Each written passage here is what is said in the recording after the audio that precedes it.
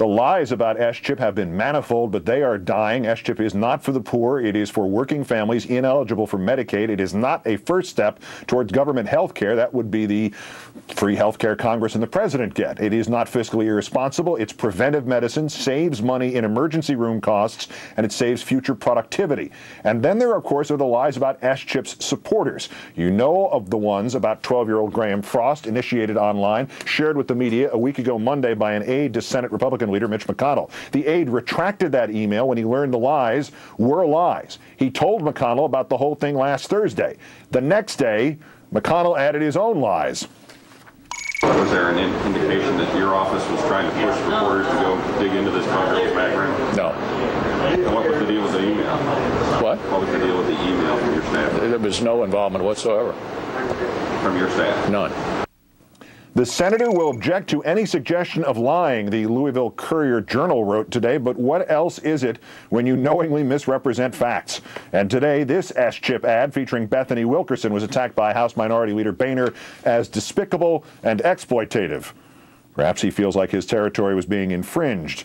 Her parents appeared on this NewsHour last night standing by the ad. So what is Boehner's beef? The ad does not mention that S-chip was created in 1997 under a pro-Republican Congress, which tends to demonstrate, of course, just how out of touch the party has become since then. Joining us now to dissect the S-chip saga, Rachel Maddow, whose program airs every weeknight on Air America Radio. Thanks again for your time, Rachel. Hi, Keith. How much of this dishonesty was to blame for the failure to override the veto today, or was this today simply a case of obedience to GOP leadership, and is it by itself, as John Alter suggested, crumbling?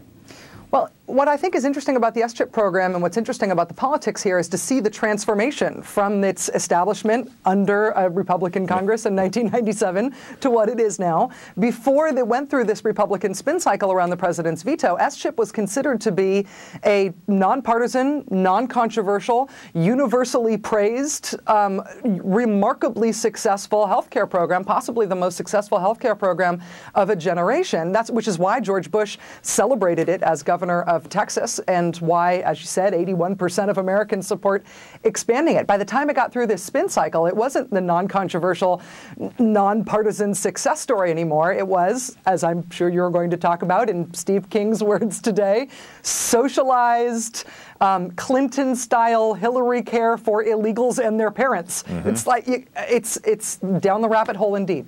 Right, it's just making stuff up at this point. But yes. But we've now had it's like a marble cake or a Neapolitan ice cream bar of lies. The GOP had water carriers like comedian Rush Limbaugh, and the bloggers spread these personal lies, and the president repeated the policy lies. This is about, this is for poor people, not middle class. And Mitch McConnell just looked like he was, CYA after a bunch of lies told on his behalf that he added to. Why the tripartite lies here? Are they aimed at different parts of the lying base? It's, Jonathan pointed out, he said the Republicans are very good at staying on talking points, and it's usually true. Usually when they want to shoot something down, they've got one line and they hit it again and again and again. But in this case, I think because they were so not interested in taking on the program on its face, because it is such a popular program, they decided to go with the shotgun approach instead of the sniper approach. And so they just decided to go after it any way they could. And so if you needed to hear it was for illegals, then they'll tell you it's for illegals. If you need to hear that it's Hillary care, fine, they'll tell you that. If you need to hear that it's communism, then they'll tell you that.